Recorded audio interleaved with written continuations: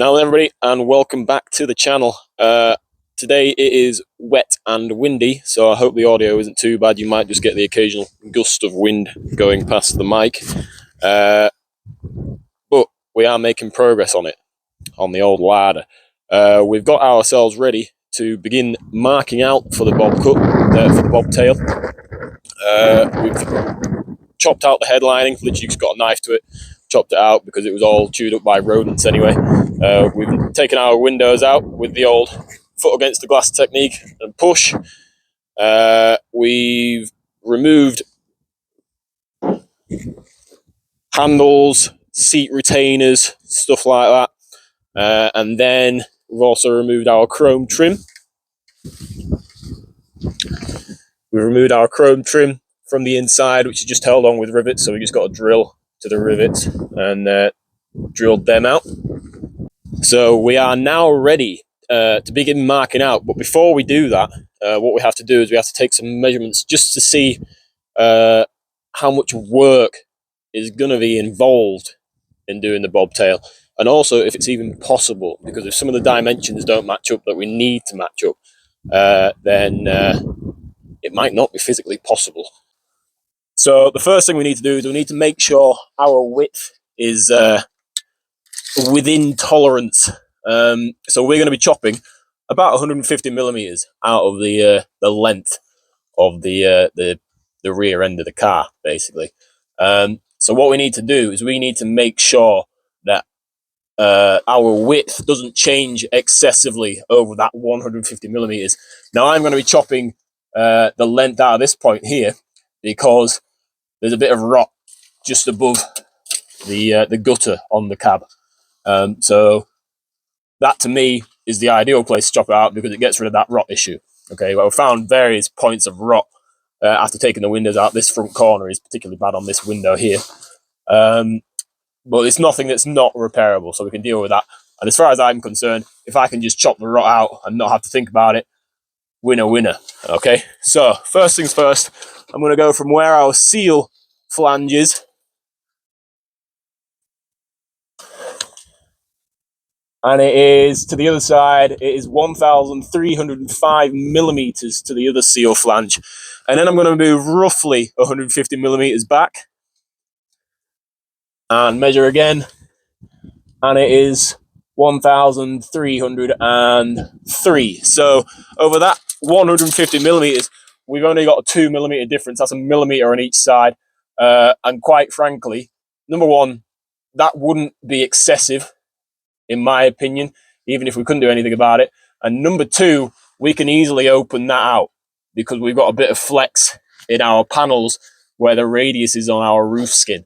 So we can pull that out and that'll be absolutely fine. We won't have any issues at all with that. Then we repeat the process on the bottom, see what our difference is on the bottom edge. I'm trying to find a datum that I can go from. We actually will go from the back here because there's a bit of work involved. I'll explain that later on. So the further back we can go here, the easier our life's going to be. So if we go from, let's go from here across, that is 1,442. And then if we go roughly 150 millimeters back, 1,441. So that's 0.5 millimeter difference on both sides, on each side. So again, not even worth talking about. And then that's basically it, essentially, for checking our widths. It is possible, perfectly possible. Now, if it was excessive, if you were planning on doing this on another car, if it was an excessive difference over the amount you were planning on taking out, what you could do is you could put a cut down the roof skin and then either open or close that difference with a patch or by chopping more material out of the middle of the roof skin. So it is possible, it's just the amount of work involved in doing that. So let's get on to the next stage. Right, so here we are at the back of the car again where we did our crossmember chop yesterday. And we are now going to establish just how much material we actually could take out of the back of the car if we wanted to. So, first job is with a square, ideally an engineer's square. Bang it on this edge here, and we slide it until it meets our point of contact, which is in this case the wheel arch tub. All right, we make sure it is square, and then we mark that off with our marker pen. So that's our first point. Then we spin it around, we go to the other end, and once again we slide until it matches up with the bottom of our rear cross member.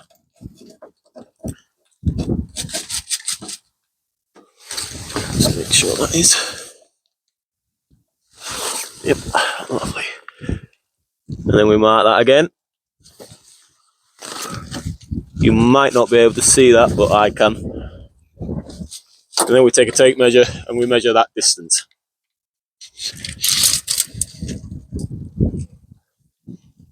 That's 200. So if you really wanted to, you could actually chop 200 millimeters out of this cross member. But I'm not going to do that. And there is a reason why, and it's because I'm going to be fitting bigger tires to the car.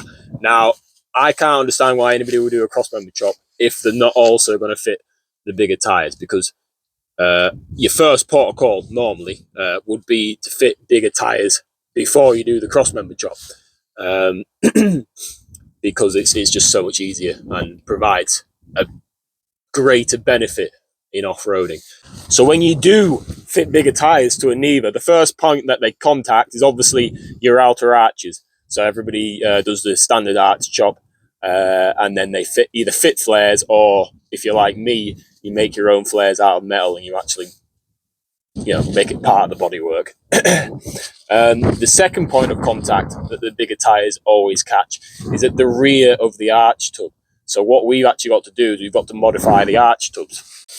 And what that means is actually taking this point here and moving it back roughly, from my experience, about 50 millimeters or 2 inches.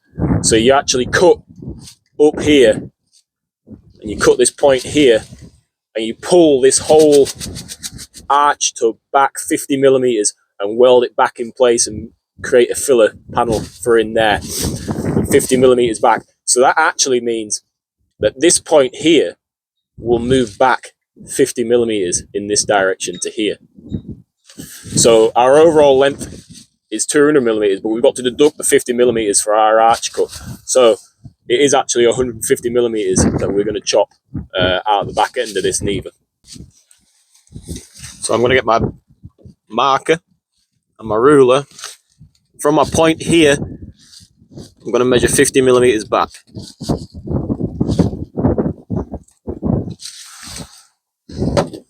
I'm actually going to get my engineer's square and put it on there so that I can put it on my shiny part that I've ground down so I can actually see it.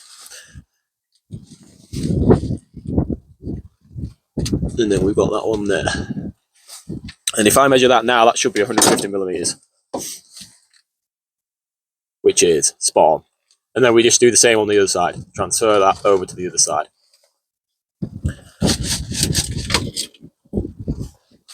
Now, if you were really fancy, what you could do is you could actually,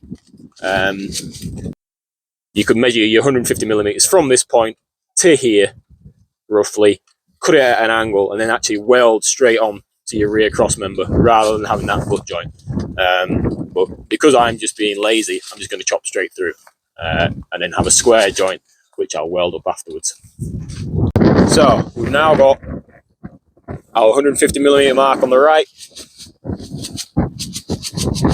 and our 150 millimeter markings on the left. And I literally just used the chassis rail with the engineer's square to go straight across. So basically, like with any fabrication task, this job is all about establishing datums or points to measure from, points, surfaces and edges to measure from, and using them and making sure that you always measure from those points in order to create an accurate job, because if we don't and we start messing around and measuring from an awkward point, then that's when our inaccuracies will appear and the job won't go right and it'll look shocking and even worse, could turn into scrap. Okay. Now, if you are doing this, your next protocol would be, if your floor pan's in good condition, is to get a straight edge, take that point there, straight across the other side, and that point there, straight across to its partner on the other side. Now, this floor, as you can see, is absolutely goosed beyond all recognition. So I'm not too fussed about it, so I'm literally just going to chop that roughly, and all I'm bothered about is getting through my box section nice and square. All right, we are back. I just had to go to the shop to get a couple of bits, including a tarpaulin to cover this up and a framing square, because I have no idea where mine went. So the next thing we're going to do is we are going to mark our cuts on the outside of the car. First of all, I generally start from the bottom on stuff like this. You could start from the top, but because we've already marked our cuts on the inside at the bottom, we're going to start from the bottom here as well and work our way along. First of all, to make life easy, we're going to work from a datum again. So we're going to start from our door, from our B pillar, where our door jamb is. We're going to take the tape measure and we're going to mark a location along this edge. And I'm just going to eyeball it. Let's go with 1,000 millimeters. Bang that there like that.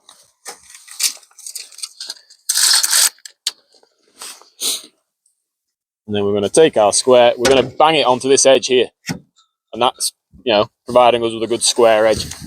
Might just spin that around there. That's not quite straight, which is kind of annoying, actually. You're just going to have to sort of eyeball that. See if it's square.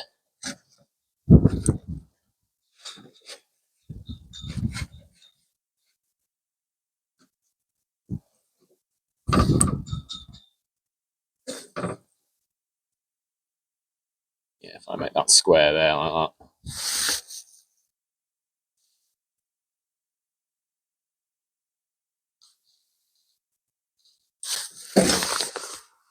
And then finish that off with our ruler, because that'll follow the profile. I also got a meter rule while I was out, because again, I did used to have one. I don't know where it's gone.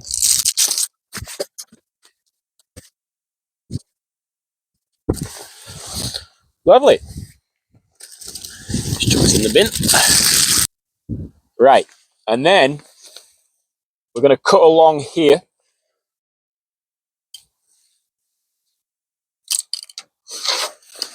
But we're going to cut about roughly 10 millimeters below that point, because the issue is if we cut along that flanged edge, it'll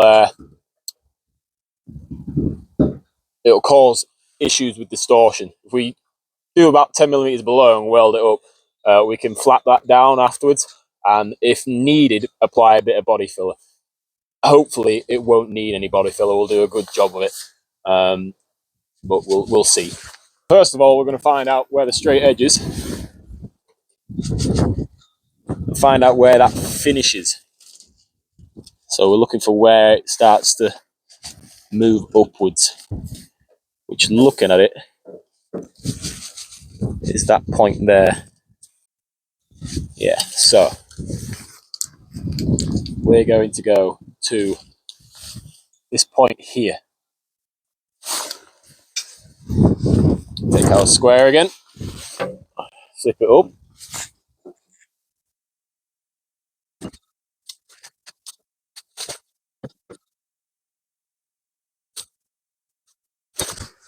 And that's that one. And then we might as well, for the sake of it, take our meter rule and just transfer that mark down onto the next edge. Right there. We're going to set our combination square to 10 millimeters.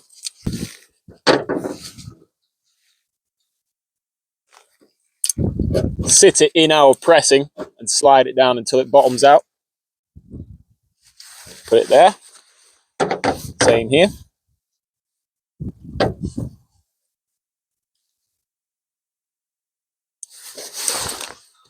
Get our meter ruler again.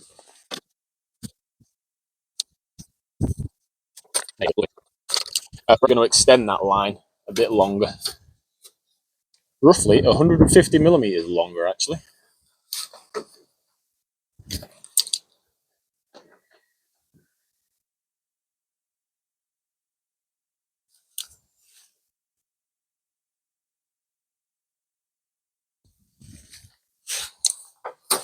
There we have it. Sound. Right. I'm not keen on that. That doesn't look right. It is right. Looking at that.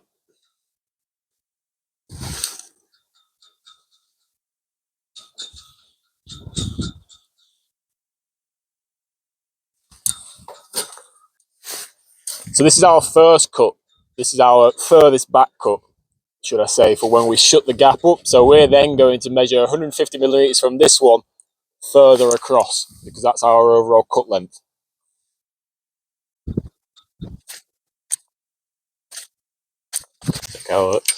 Mark our vertical.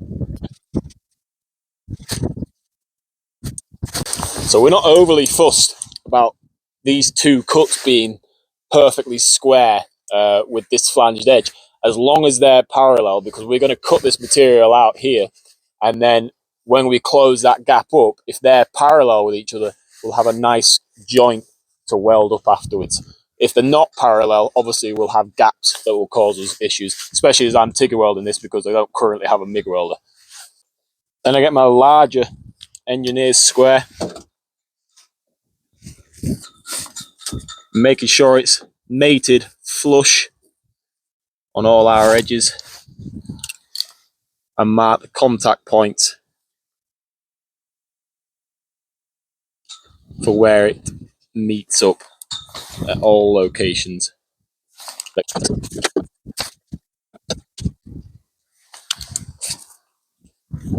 Now what you could do, and I can't remember what it's called, but you can buy like a pipe wrap, I think that's what it's called, a pipe wrap, that would follow this profile, acts like a square, so it's like a flexible ruler basically, and it would follow, you put it up against this line and it would follow that whole profile. Now for me, I'm perfectly happy with that, because I could just eyeball that and cut through with a cutting disc.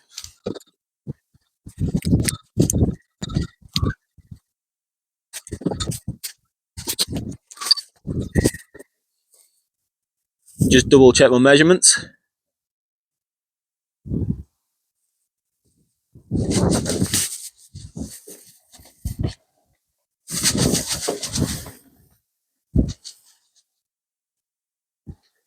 Yep. Lovely.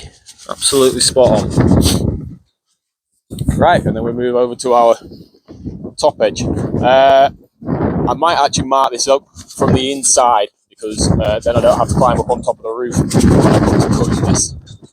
So you might be wondering, I've made my 150 millimeter mark there and also on the inside, but I haven't made a 150 millimeter mark here, and you might be wondering why I haven't marked that cut. And the reason is because this panel starts to taper in here, which actually means that our true measurement won't be 150 millimeters, because we're going to have to spread these out, pull this out, which changes our actual distance once we've made the cut and we come to fusing it. So what I'm hoping will happen is I'll make all these cuts here, cut our 150 millimeter strip out of here and out of the roof, and then when I come to putting this back together, I'll be able to open this up and force it over our skin and mark from the inside where I need to make that cut.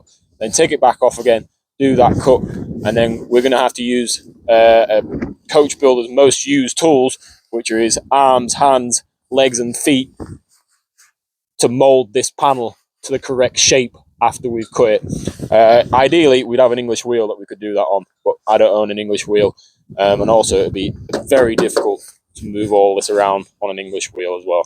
So we just gonna have to muscle it into shape, basically. Right, so our next job is to mark the inside.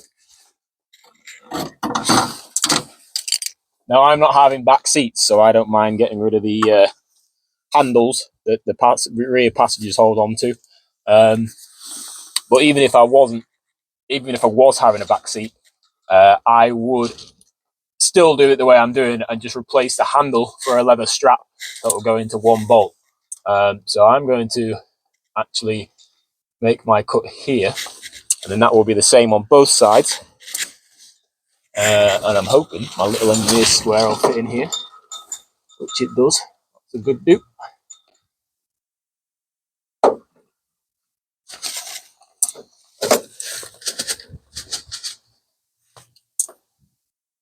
Or you can just mark down, and then mark also where it meets on the roof.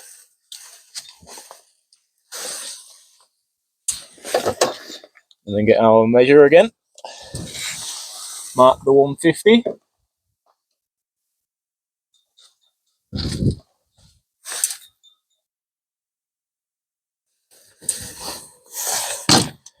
The engineer's square.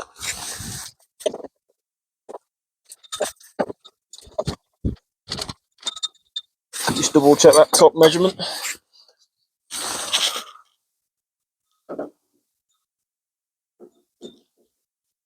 I'm not keen on that. We'll rub that out. And we'll just measure it this time.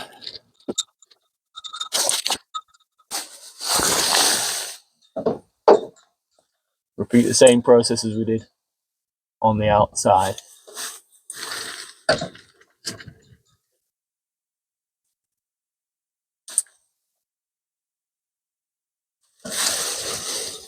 And then what we'd do is we'd transfer these markings over to the other side. We get our ruler and mark it right across the roof. All right, so there you can see a 150mm strip along the roof. And we are back. It is now 2 days since we did our marking out. Yesterday I had to go and do some socializing. So yeah, a bit of a lazy day yesterday. So we've got our markings out done. I've actually transferred the marks so that they wrap around onto our inside panels as well. So when it comes to marking out, we've pretty much done now. We've got a little bit to do inside, which we'll go through in a minute.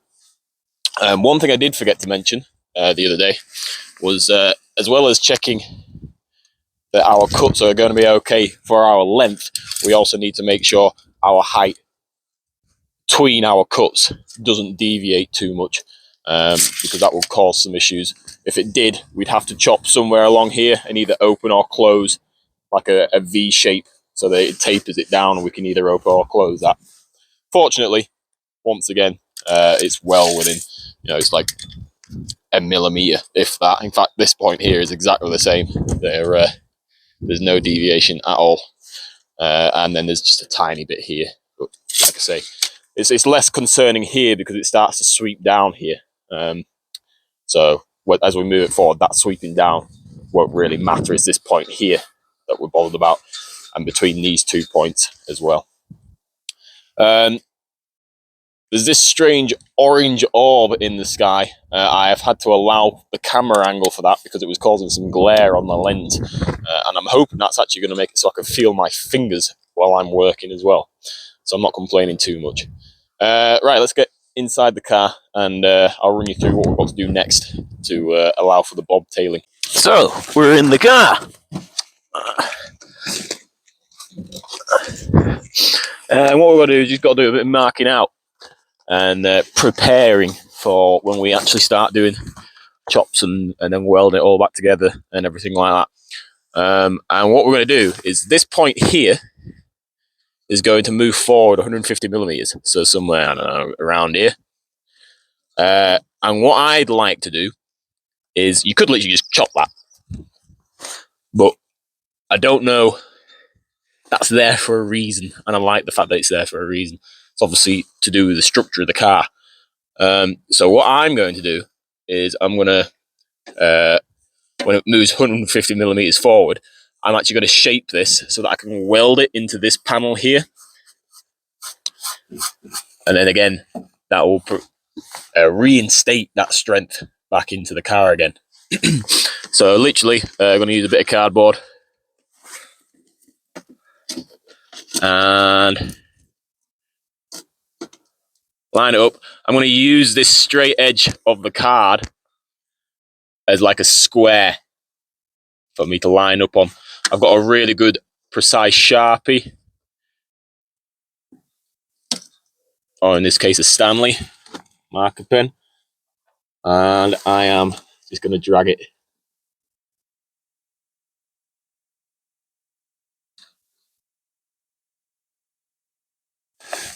around.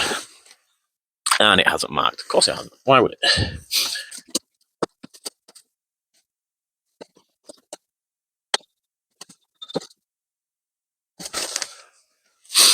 All right, and then I'm going to use a pair of scissors and just snip that out, and then we'll test fit it again and see if we're anywhere near. All right, so we've got our bit of card, we slide it along, and it matches up. Lovely. Job's a good one.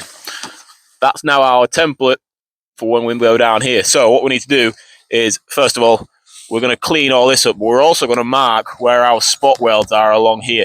The easiest way of doing that is when stuff's spot welded together, it creates a hollow like a crater. So we're going to get a grinding stone and polish this edge up here, which will show us where our spot welds are ready for when we drill them out. Now, personally, I like to use what's called a flex disc. It's like a sanding disc with a backing pad. And that does a really good job of marking out where spot welds are. You could use a flat disc, but I wouldn't recommend a flat disc because with it being soft, it'll actually go into the cavity, into the crater.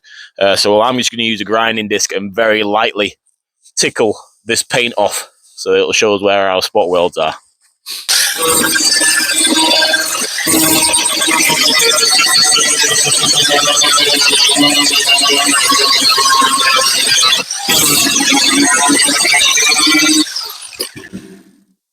Right, so these yellow points are our spot welds.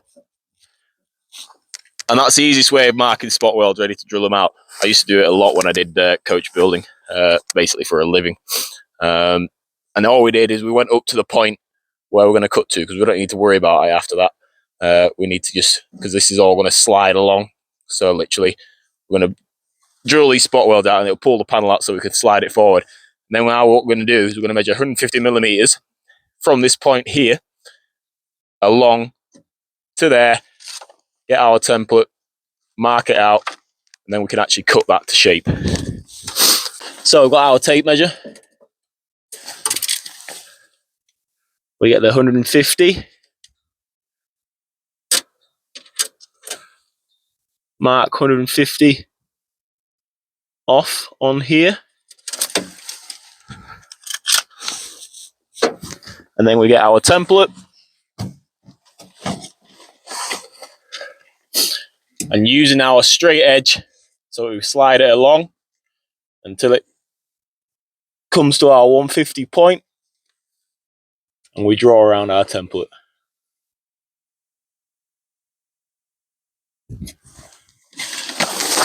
So when we come to move the whole of the rear of the car, essentially, when we come to moving the bobtail forward, we'll actually pre-cut that.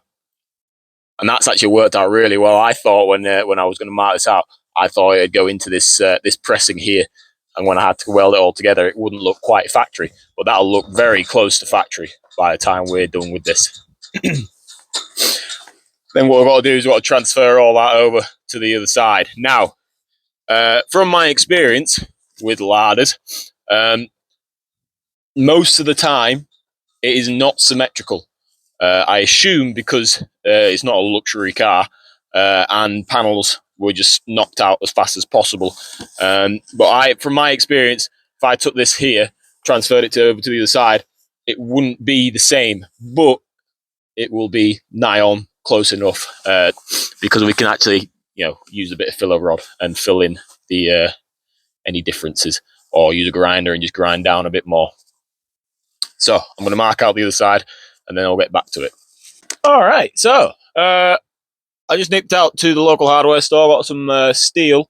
Normally I'd use angle iron, but unfortunately they didn't have any. Well, they did, but they only sell it in 1 meter lengths. And normally I'd cry and end up going to the hardware store to buy steel anyway, but I actually had to buy cold rolled box section.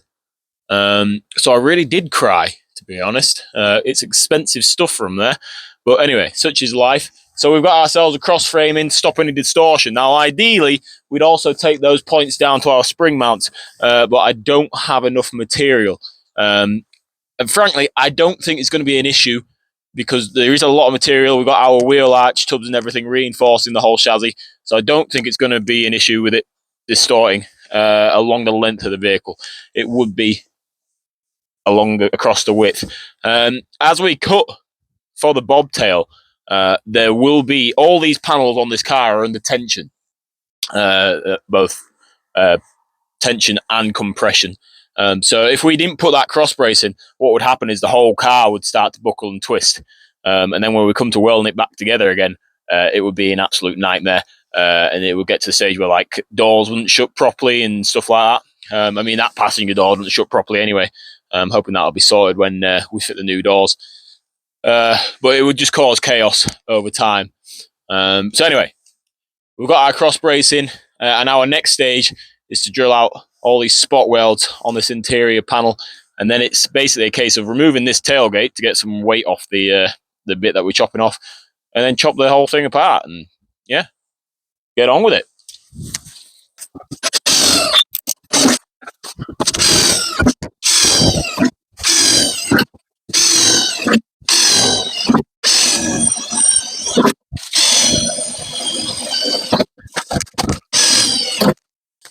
All right, it is time for the scary bit. I actually can't believe I'm about to do this. We're going to chop it up. We're going to take it apart. We've got our interior panels unspot welded, primed and ready. We have got a wiring loom, but somebody's used a lot of Scotch blocks on it in the past. A crime punishable by a life term in prison, in my opinion.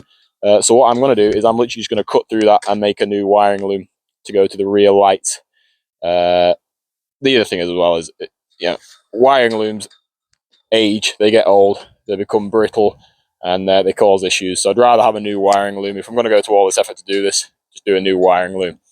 I am only going to be using, for most of it, the small grinder, the 4.5 inch grinder. And I'll just nice and gradually, bit by bit, cut it out. For now, we are working to the lines closest to the front. That's how we're going to do it. This second line is just to give us an idea. What I'm going to do after I've done the cut is I'm going to get my combination square, set it to 150, and then use a scribe rather than the broad pen. Use a scribe, and that'll give us a very precise line to cut across rather than a big thick black line that we don't know where we need to be on that line. So let's crack on.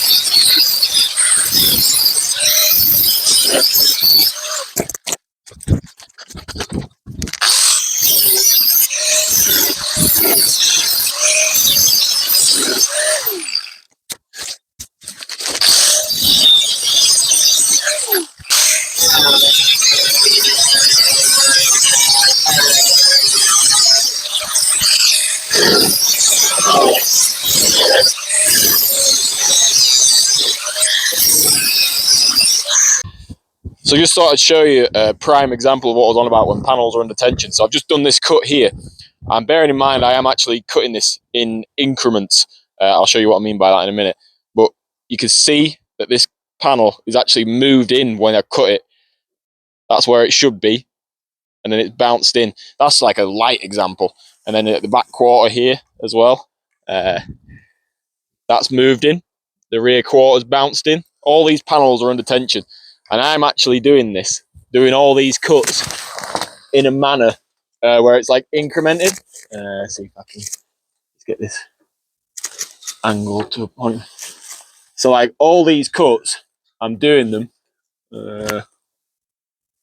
and leaving some of the material in place so that it's gradually springing out. So like that there, I'll cut that. That's one of the last cuts I'll do. It's all just holding it in place at the moment. So I've done that on both sides. So far what I've done is I've done the full cut across the roof. You can see the tension in the roof as well. Okay.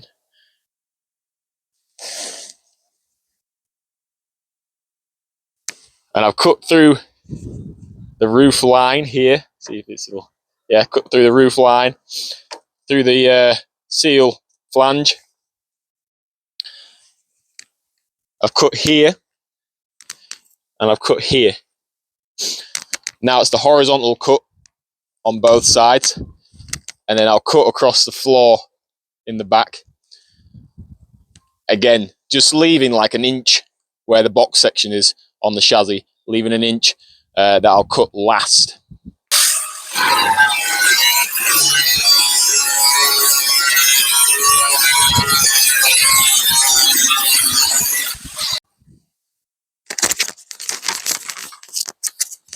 Right, we have got 4 more cuts to do. We've got the 2 at the top that I was on about earlier on, and we've got the box section where the chassis is at the bottom. And then once we've done that, there is no reason why this shouldn't come off the back of the car. At the moment, I've got it supported with a bit of wood just here. I don't know if that's going to do much, to be honest. The whole thing might just come crashing down, but we'll find out, won't we?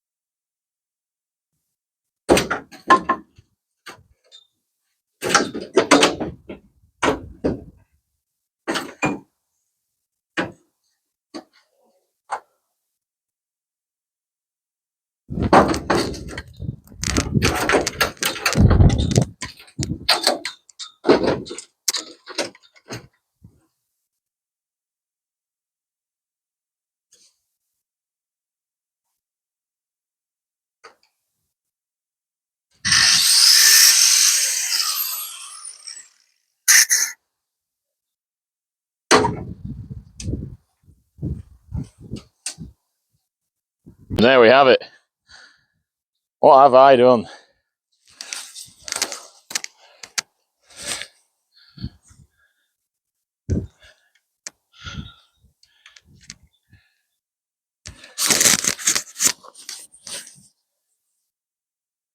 So this is what we're left with. We have a roof skin. Ironically, we've just chopped the roof off and we have a roof skin. So, like I said earlier on, this black mark is just to give us an idea. It's just to, eyeball it up, make sure we're happy with everything, take some dimensions off and stuff like that. What we're going to do now is I've got this combination square set to 150 millimeters, and we're actually going to use this as our guide for cutting. We're going to use a scribe, which will give us a much more precise line to cut along than this big, broad black line that we've got now.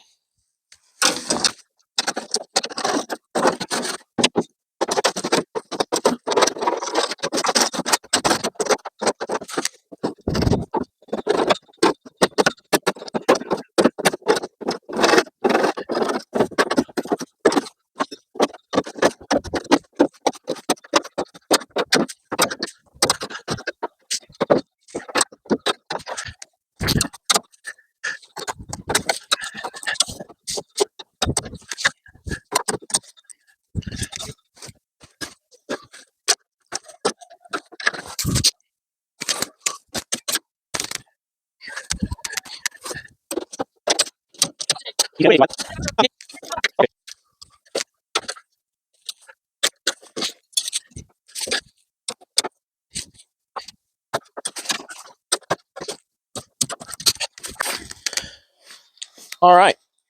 I could mark the rest of it out, but I'm going to mark this while I'm familiar with my markings. If I mark the rest of it out, I might forget how I marked this out.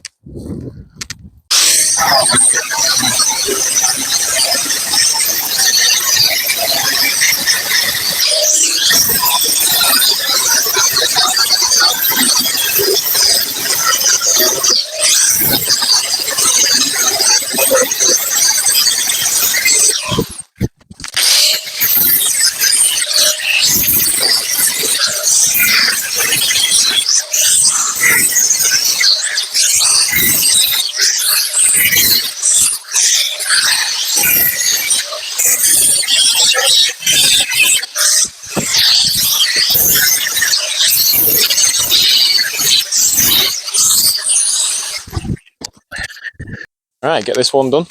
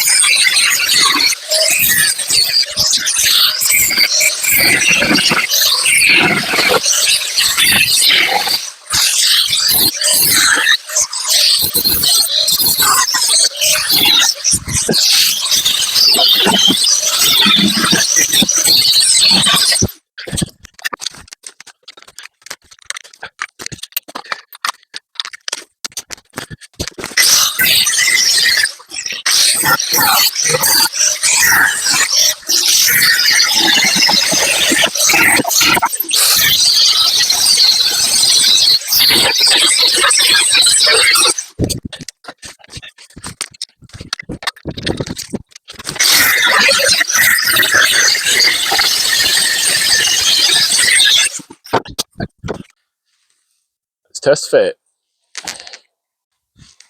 Right, let's get it test fitted on. I've just put some box section going off the gutter just to support it while I put it in place. And then I'm going to try and get it to the panel to go around the outside of these skins. We'll see how successful I am with that. Hopefully it'll work out all right. So let's give it a shot.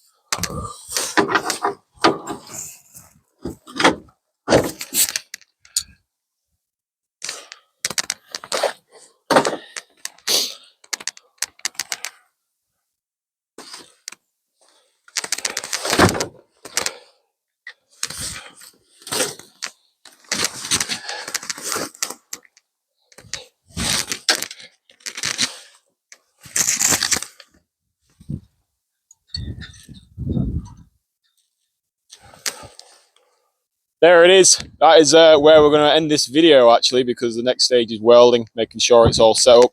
Just doing some fine tuning as well. I had to just cut this bit here just to get it to sit down somewhere near. There is a bit of tweaking, fiddling about, tickling edges up and stuff like that, just to get it close so I can get an idea. I was just saying to our lass, actually, that the only concern I have is the fact that this is going so well, because it is going way too well. I can't believe nobody... Well, I've seen one bobtailed Niva in all my time with Nivas, and that was in Russia, and it was on a video that I was watching where they were in Russia, and it looked... I mean, it didn't look very well done, to be honest. But I mean, this looks fantastic. I'm very happy with the results so far. So thanks for watching. If you like what you've seen, make sure you subscribe. Please like, share, comment. Let me know what you think so far. I'm happy as Larry with it. I think it looks fantastic. And until the next one, cheers for now.